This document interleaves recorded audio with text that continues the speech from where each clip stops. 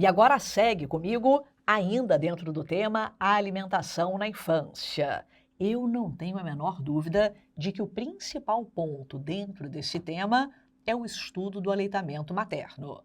Você vai ver que a maior parte das questões vai falar sobre benefícios do aleitamento, sobre aspectos práticos do aleitamento, manejo das complicações. Isso é o que tem de mais importante. Só que você também vai perceber que existem várias questões que vão abordar a alimentação complementar, em especial a introdução da alimentação complementar, as recomendações para uma alimentação saudável nos primeiros 2 anos de vida. E essas questões, como regra geral, vão se basear num documento sensacional que a gente tem no nosso país, que é o Guia Alimentar para Crianças Brasileiras Menores de 2 anos. Isso aqui é uma publicação do Ministério da Saúde, não é a primeira publicação que o Ministério tem sobre o tema, de maneira alguma, mas é uma publicação que foi atualizada bem recentemente.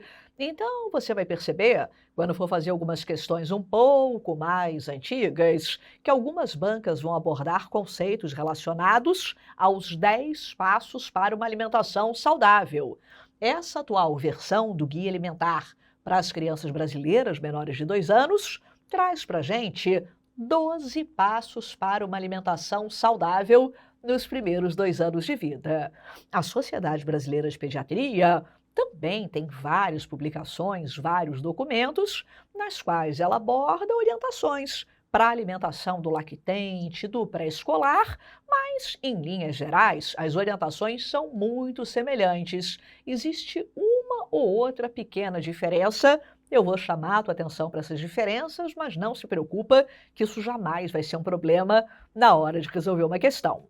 Então, o que é que eu quero combinar contigo? No teu material, eu coloquei a listagem completa dos 12 passos para uma alimentação saudável na criança menor de 2 anos. Eu vou passar contigo por cada um desses 12 passos e vou chamando a tua atenção para alguns aspectos práticos, para alguns detalhes, para te mostrar de que maneira isso pode aparecer numa questão. Bora dar largada? Então, vem comigo. O primeiro passo, a primeira recomendação para uma alimentação saudável, a gente até já sabe qual é. O primeiro passo para garantir que uma criança tenha uma alimentação saudável nos primeiros 2 anos de idade é recomendar que essa criança seja amamentada até 2 anos no mínimo, sendo que o aleitamento materno deve ser exclusivo pelos primeiros 6 meses de vida. A gente já conversou sobre isso na aula e eu queria só fazer algumas ressalvas. A Sociedade Brasileira de Pediatria, ela é enfática ao dar a seguinte recomendação: o leite de vaca não deve ser oferecido para as crianças durante o primeiro ano de vida. Então, qualquer criança menor de 1 ano que por uma razão qualquer não receba o leite materno, em substituição ao leite materno, deve receber apenas as fórmulas infantis. Esse material do Ministério da Saúde que eu acabei de te mostrar traz uma orientação um pouco diferente. Pelo Ministério da Saúde, o substituto ideal para o leite materno, na impossibilidade da amamentação, também vai ser uma fórmula infantil. Mas o Ministério fala que a partir dos 9 meses, o leite de vaca integral já poderia ser oferecido para a criança. De verdade, quando saiu essa publicação, isso causou um fuzuê. Chegou a ter nota da Sociedade Brasileira de Pediatria sendo contrária ao que estava sendo recomendada no material que estava sendo recomendado no material do Ministério da Saúde. Nas questões, o que eu vejo aparecer é a recomendação de que na impossibilidade do aleitamento materno, durante o primeiro ano de vida, sempre a fórmula infantil, que é a recomendação da Sociedade Brasileira de Pediatria. Mas aqui eu acho que não tem grandes dúvidas. Segunda recomendação para uma alimentação saudável. No momento que a gente inicia a introdução da alimentação complementar, a gente vai oferecer para as crianças alimentos in natura ou minimamente processados. Ou seja, a partir dos 6 meses, quando o aleitamento materno exclusivo não é mais suficiente para atender todas as demandas nutricionais da criança, a gente inicia a introdução da alimentação complementar, mantendo lá o leite materno até 2 anos no mínimo. Aí, deixa eu te fazer uma pergunta. Você sabe o que é um alimento in natura? Você sabe o que é um alimento minimamente processado? Não tem problema nenhum se não souber. Eu só preciso que ao final da aula você já saiba. Deixa eu te ensinar algumas definições. Alimentos in natura. Alimentos in natura que devem ser a base da alimentação de uma criança, que na verdade deveriam ser a base da alimentação de qualquer pessoa. São aqueles alimentos que são obtidos diretamente da natureza. São alimentos obtidos diretamente das plantas, diretamente dos animais e não passam por qualquer alteração. O que é um alimento in natura? Eu vou lá na árvore, pego a maçã da árvore, como a maçã. Eu pego a banana do pé de banana, da bananeira, descasco e como a banana. Isso é um alimento in natura. O que é um alimento minimamente processado? É aquele alimento que, após ser obtido da natureza, ele passa por um processamento mínimo. Ele é passado por processos de picagem, ele pode ser secado, mas ele não recebe o acréscimo de nenhuma outra substância. Eventualmente, ele pode ser refrigerado, ele pode ser pasteurizado. Então, você quer ver um exemplo? Eu pego a banana na natureza, eu pico a banana e forneço a banana picada em potinhos para consumo. Isso é um alimento minimamente processado. Exemplo, eu pego leite na natureza, o leite da vaca é um alimento in natura, mas se eu passo esse leite por um processo de pasteurização, sem o acréscimo de nenhuma outra substância, esse leite torna-se um alimento minimamente processado. Beleza? Segundo conceito, relacionado à composição daquilo que a gente come. Você tem que saber o que são ingredientes culinários processados. Ingrediente culinário processado é um ingrediente que vai ser utilizado no preparo de alimentos. São ingredientes produzidos pela indústria alimentar e vão ser usados para preparar alimentos. São ingredientes também obtidos da natureza. Exemplo, sal, açúcar, mel, melaço. Essas substâncias são chamadas ingredientes culinários e podem ser usados no preparo dos alimentos. Olha só, ingrediente culinário processado não é aquele tempero pronto que vende em cubinho, não. Não vou falar o nome, tá? Mas aquele tempero, caldo, sei lá das quantas, isso não é ingrediente culinário processado. Isso vai ser um alimento ultraprocessado, como a gente vai ver daqui a pouco. O ingrediente culinário processado é esse ingrediente que está mais perto de um alimento in natura. Terceiro tipo de alimento que a gente pode consumir são os alimentos processados. Os alimentos processados são aqueles alimentos produzidos a partir de alimentos in natura. Então, por exemplo, eu pego uma fruta, nessa fruta eu acrescento açúcar e eu faço ali uma geleia. São alimentos feitos a partir dos alimentos in natura e que vão permitir que os alimentos in natura sejam consumidos de algumas outras formas ou então tenham uma validade maior para o seu consumo. Quer ver um exemplo? Eu falei para você do queijo e do iogurte fermentado. Do queijo não, do leite e do iogurte fermentado. O queijo seria um exemplo de um alimento processado. Certo? Os alimentos processados, eles não devem fazer parte da alimentação das crianças menores de 2 anos, não. No máximo em pequenas quantidades. E, finalmente, a gente tem os alimentos ultraprocessados. E o que é o alimento ultraprocessado? De que a gente ouve tanto falar? De quem a gente ouve tanto falar? Quem assiste Rita Lobo sabe disso. Os alimentos ultraprocessados são aqueles alimentos produzidos industrialmente.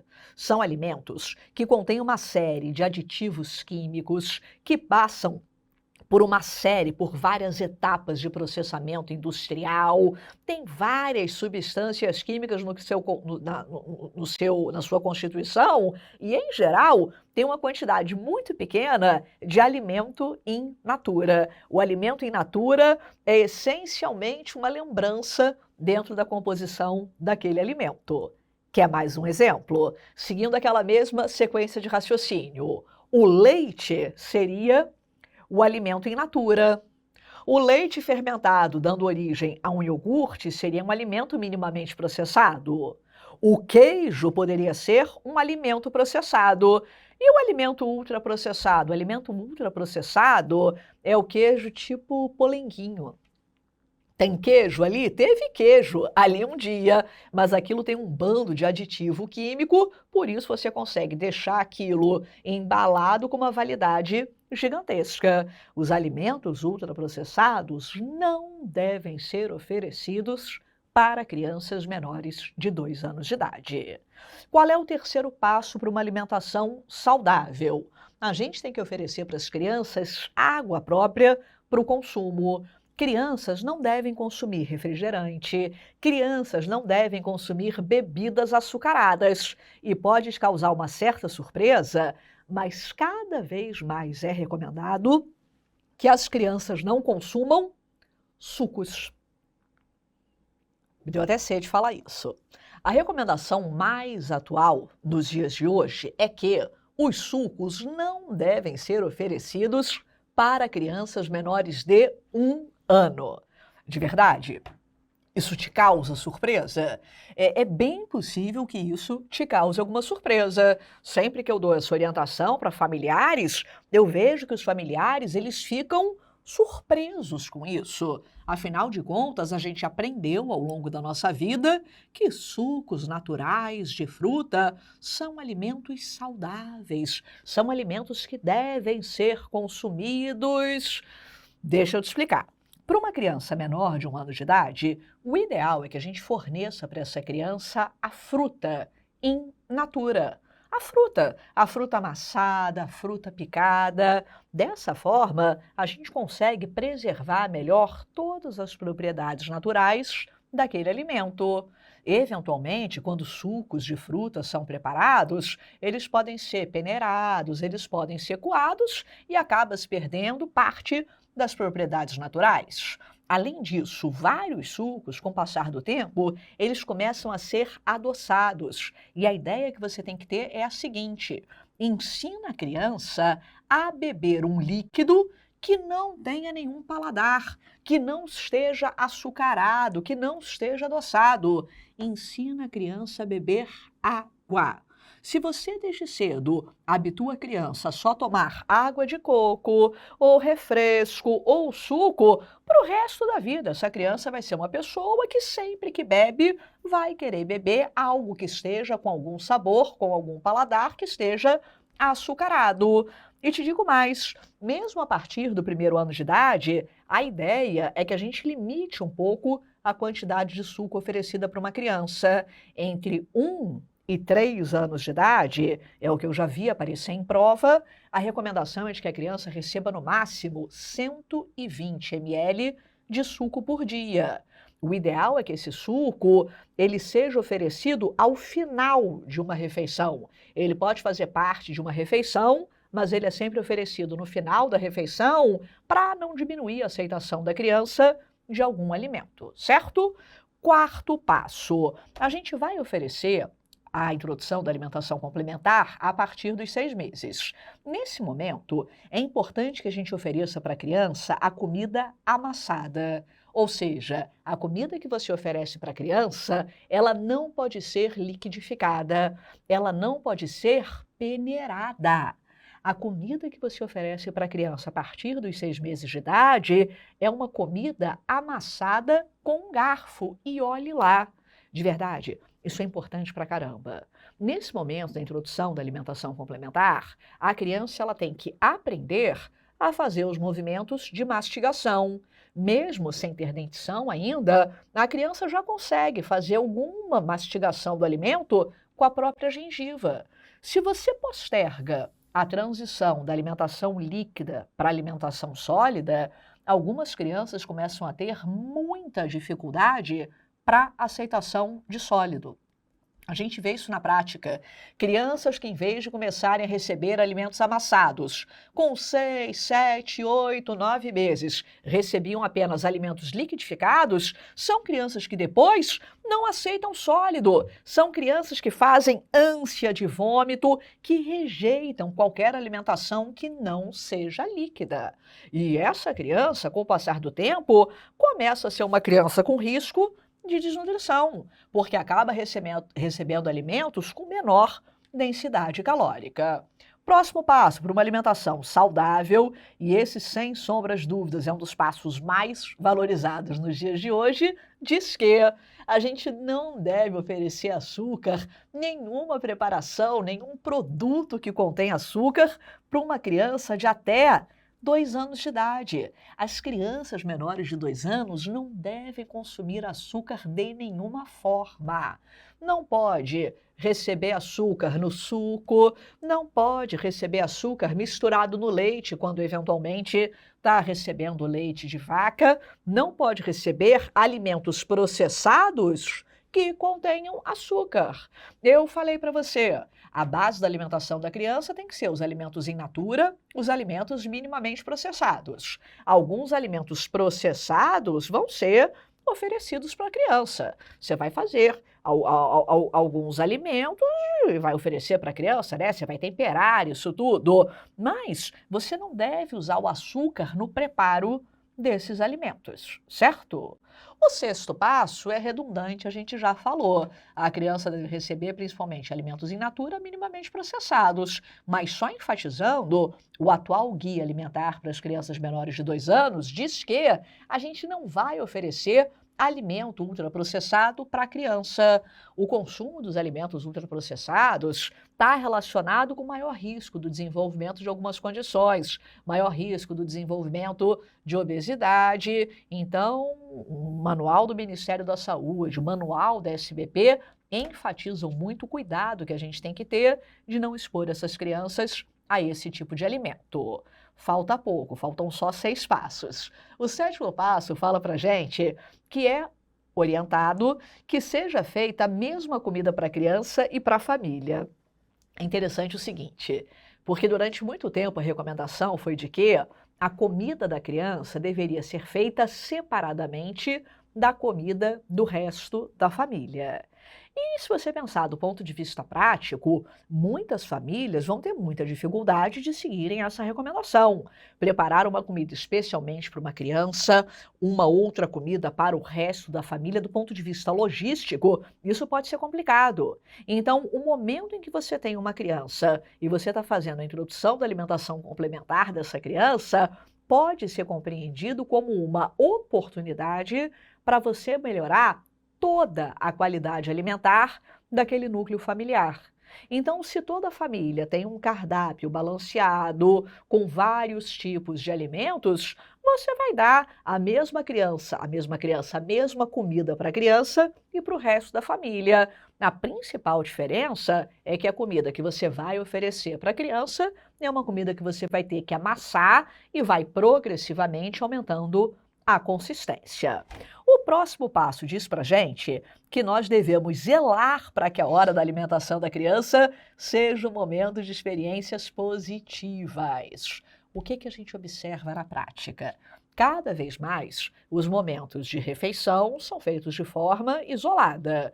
Um membro da família está sentado num canto mexendo no celular, o outro membro da família está no outro canto também mexendo no tablet e a criança está comendo sentada no sofá vendo televisão. Na sua casa é assim? Na minha casa também é assim. Mentira, às vezes. Em várias casas, o comportamento durante a alimentação é esse. E a gente sabe que comer na frente da TV, comer com distrações, está relacionado com maior risco para o desenvolvimento de obesidade. Então, o Ministério resgata a importância não apenas da qualidade daquilo que a criança come, mas também a forma como a criança consome o alimento. A relação que a criança vai ter com os alimentos durante o resto da sua vida começa a ser construída nesse momento da introdução da alimentação complementar.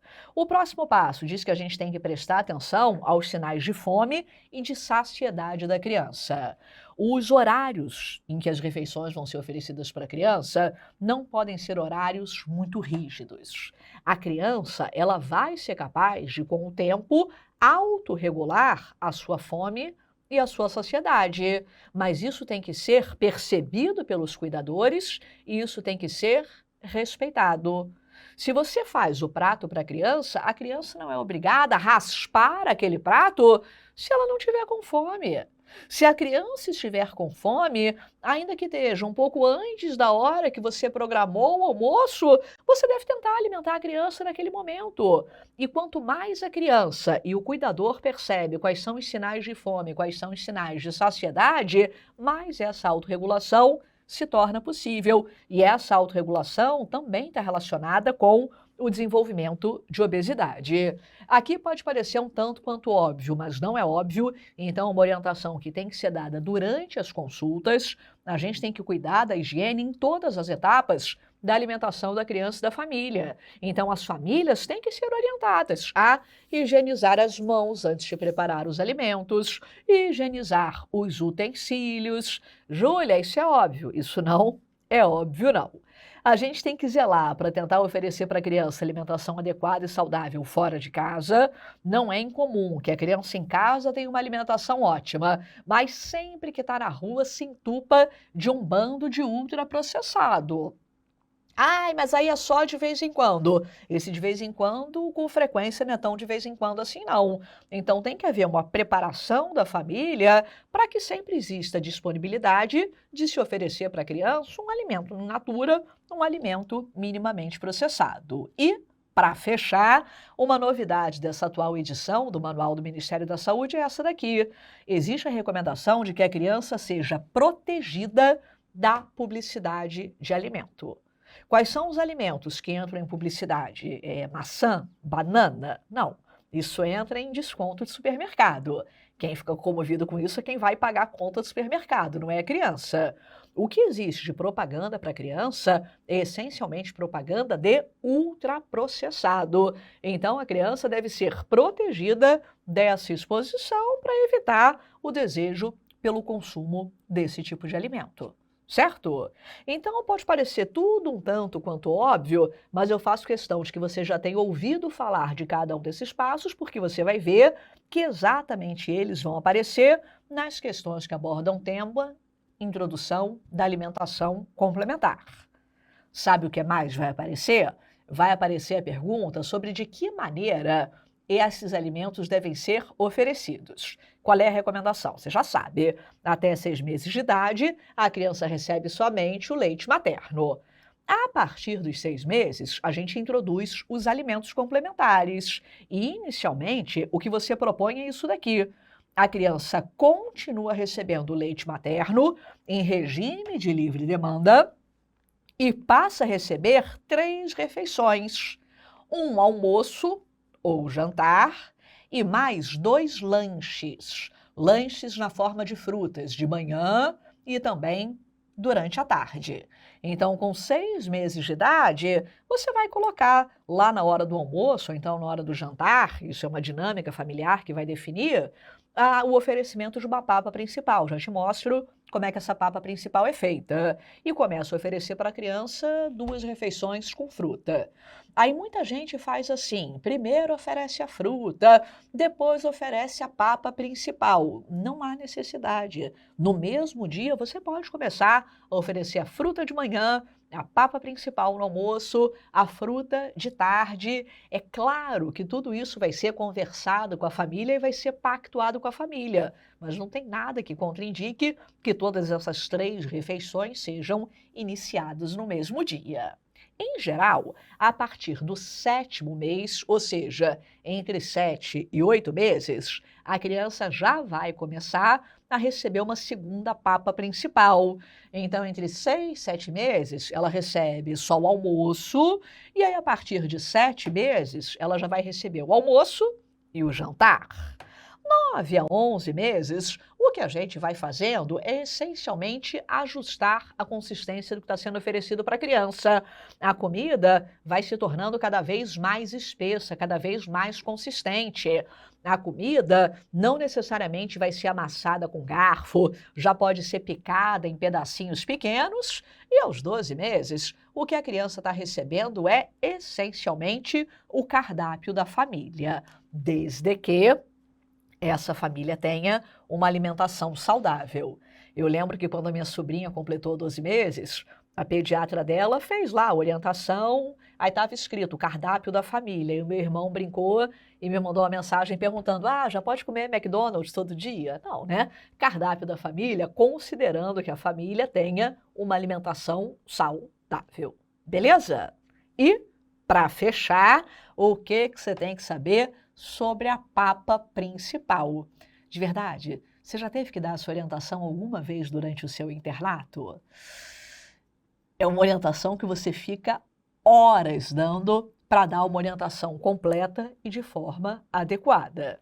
É importante que quando você for dar a orientação acerca da papa principal, você entenda um pouco quais são os hábitos familiares daquela família, quais são os hábitos alimentares, melhor dizendo, daquela família. Não existe uma papa principal que vai ser oferecida para todas as crianças de norte a sul, de leste a oeste do país. É importantíssimo que a refeição oferecida para a criança respeite os hábitos regionais, os hábitos culturais.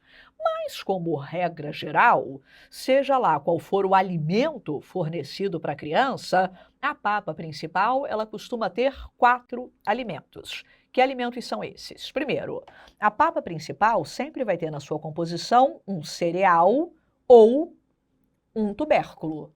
Você sabe o que é tubérculo?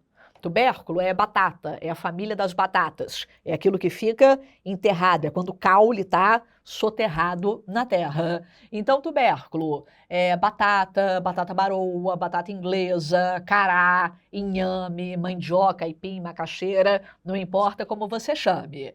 Então, você vai dar para a criança sempre um cereal ou um tubérculo, e esses alimentos têm principalmente a finalidade de fornecer para a criança os carboidratos.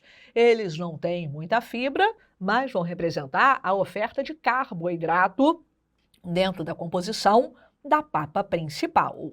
Segundo alimento, além do cereal ou tubérculo, a gente sempre vai ter uma proteína animal, carnes ou então ovo. Ovo, sim, o ovo já pode ser oferecido a partir dos 6 meses de vida.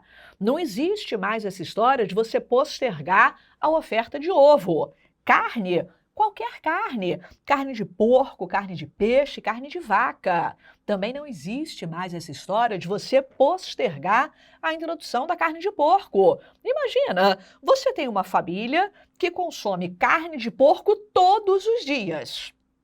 Naquela família, todo mundo tem ojeriza à carne de frango. Você vai querer que aquela família prepare uma carne de frango só para a criança? Você vai dificultar a vida do responsável pelo preparo dos alimentos. A criança vai receber os alimentos que estão sendo preparados para o resto da família. Além do cereal, do tubérculo e da proteína, na papa principal você tem que colocar uma leguminosa. Você sabe o que é leguminosa? Leguminosa é feijão, é do grupo dos feijões. É feijão, lentilha.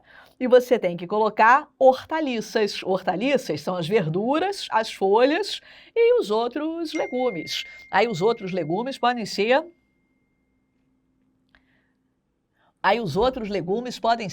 os legumes que você quiser. Foi meu telefone aqui que apitou, exatamente isso. Eu comecei a gravar sem desligar o telefone.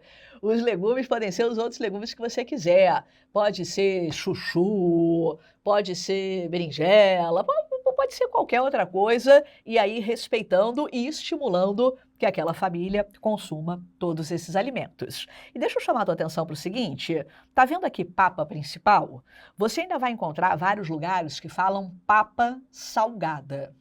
O termo papa salgado, hoje em dia, ele vem sendo desaconselhado pela Sociedade Brasileira de Pediatria, porque a Sociedade Brasileira de Pediatria recomenda que o sal não seja acrescentado no preparo dos alimentos dessa criança. Exatamente. A Sociedade Brasileira de Pediatria fala que no momento da introdução da alimentação complementar, você não deve acrescentar sal, basta o conteúdo intrínseco de sódio dos alimentos. O Ministério da Saúde até fala um pouquinho diferente. O Ministério da Saúde fala que pode ser feito o acréscimo de sal, mas deve-se ter bastante cuidado, pequena quantidade de sal. Então toma cuidado que as duas orientações podem eventualmente aparecer numas questões. Quer treinar um pouco? Olha lá como é que é simples quando a gente sabe. Quanto à alimentação da criança no primeiro ano de vida, pode-se afirmar que, letra A, atualmente, estudos têm demonstrado que é mais importante a criatividade do que horários muito rígidos na alimentação da criança pequena. Horário muito rígido não dá certo. O uso de telas pode ser uma ferramenta interessante para que a criança possa se concentrar. Olha só, se você colocar a criança para assistir TV, você já alimentou uma criança assistindo TV? Ela come o prato inteiro, mas ela não tem noção do que ela está fazendo, porque ela está hipnotizada pela TV só abrindo a boca, ela não sabe o que ela está ingerindo, ela não sabe se ela está com fome, se ela já deixou de ter fome. O leite materno exclusivo é recomendado para todos os lactentes, correto? Principalmente nos primeiros 4 meses? Não, nos primeiros 6 meses. Letra C, recomenda-se o aleitamento materno exclusivo até 6 meses de idade, perfeito. A partir dessa idade, pode-se introduzir a papinha principal e as frutas, exceto os sucos, indicado apenas após o primeiro ano de vida. Beleza. E para os lactentes em aleitamento materno exclusivo, é recomendada a introdução de fruta, suco, não, e outros alimentos. Você vai ver a quantidade de questão que fala sobre a história do suco. O Guia Alimentar para a Criança Brasileira menor de 2 anos trouxe uma atualização de 10 passos para 12 passos, blá, blá, blá. Qual recomendação é dada pelo Guia Alimentar? É o que eu acabei de te mostrar. Não deve ser oferecido açúcar, nem preparações ou produtos que contenham açúcar à criança até 2 anos de idade. Corretíssimo, não é para dar. Letra B. Pode ser oferecido à criança menor de 2 anos alimento preparado em casa com pequena quantidade de açúcar? Não. Produtos ultraprocessados que não contenham açúcar podem ser oferecidos a partir de 1 ano? Não. Ultraprocessado para o menor de 2 anos? Nunca. Para uma alimentação variada, oferecer à criança, além de água própria, sucos e outras bebidas açucaradas? De maneira nenhuma. Em relação à introdução da alimentação complementar, aos 6 meses de idade, está correto afirmar que a papa principal deve ser peneirada ou liquidificada? Não. A papa principal pode conter todos os alimentos, com exceção de ovo? Não! Dá ovo para a criança, eles adoram ovo. Dá ovo principalmente cozido. Os pais devem adotar esquemas mais rígidos? Não. Quantidade fixa? Não. Tem que respeitar a saciedade. D. É comum o lactente rejeitar alimentos que não lhe são familiares, sendo necessário, em algumas situações, várias exposições para uma plena aceitação. Perfeito. A gente chama isso de neofobia, que é o medo do novo. Então, tem criança que rejeita um determinado alimento, às vezes 8 vezes, só na 9ª vez que ela aceita. Então, se você deu abóbora para a criança hoje e ela cuspiu a abóbora, daqui a 2 dias, dá de novo. Vai oferecendo várias vezes e tem uma hora que a criança realmente come abóbora, aceita abóbora e adora, vira fã de abóbora para o resto da vida, certo? Tem coisa que a criança não vai querer, paciência, ninguém é obrigado a gostar de tudo e você respeita. Fechou? E ainda dentro desse tema, é comum, dentro desse tema não, mas fazendo uma associação com esse tema, é comum que no momento que a gente faça a introdução da alimentação complementar, a gente comece a dar mais ênfase durante as consultas aos aspectos relacionados à saúde bucal. Isso também é um tema que virou super badalado nas provas e eu só preciso que você guarde um conceito. Durante muito tempo, a recomendação foi de que crianças não deveriam realizar higiene dental utilizando pastas de dente, dentifrício dental com flúor. Por quê? Porque se a criança ingere o flúor, o acúmulo de flúor pode estar associado com fluorose. Você tem alteração de esmalte dentário.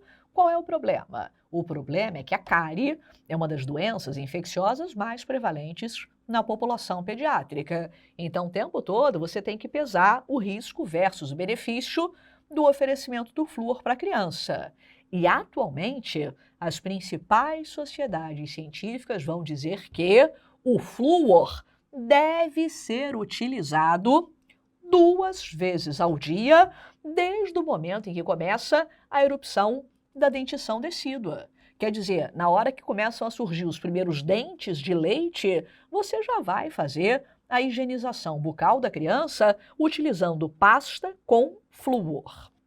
Isso dá uma briga do caramba. Se você vai conversar com profissionais da odontologia, tem muita gente que vai ser contrária a isso, mas para fins de prova, e o meu objetivo principal nesse momento contigo é esse, a recomendação abordada é clara. É o que está na Sociedade Brasileira de Pediatria, é o que está nos materiais do Ministério da Saúde, que é recomendar a escovação com flúor. Qual é o cuidado? É a quantidade de flúor que a gente vai utilizar. Para crianças que ainda não sabem cuspir, em geral até 3 anos de idade, o recomendado é uma quantidade muito pequenininha e está descrito que é do tamanho de um grão de arroz. Em geral, a partir dos 3 anos, para crianças que já sabem cuspir, a gente recomenda uma quantidade do tamanho de um grão de ervilha, isso 2 vezes por dia. Certo? A gente também vai fazer higiene, com fio dental, com tudo isso, mas o que aparece com mais frequência é a história do flúor 2 vezes ao dia. Quer ver como é que aparece? Exatamente dessa forma. Olha lá, em relação à higiene oral dos lactentes, o uso de escova dentária e de creme dental com flúor na quantidade inicial semelhante a um grão de arroz deve ser introduzido quando da irrupção dos primeiros dentes permanentes. Antes disso, o uso da escova dentária deve ser introduzido quando a irrupção dos primeiros dentes descidos. Dente descido é dente de leite. O uso da escova dentária, o creme dental com flúor só quando tiver dente permanente, não. O uso de escova dentária, independentemente da quantidade, deve ser evitado na infância pelo risco de fluorose? De maneira nenhuma. Isso é uma recomendação completamente antiga. Fechou? Então, bora fazer questão e treinar, e pode ter certeza, apareceu questão sobre alimentação na infância, é questão que você vai gabaritar. É sempre questão conceitual, e se você domina os conceitos, você acerta tudo. Grande beijo e até a próxima!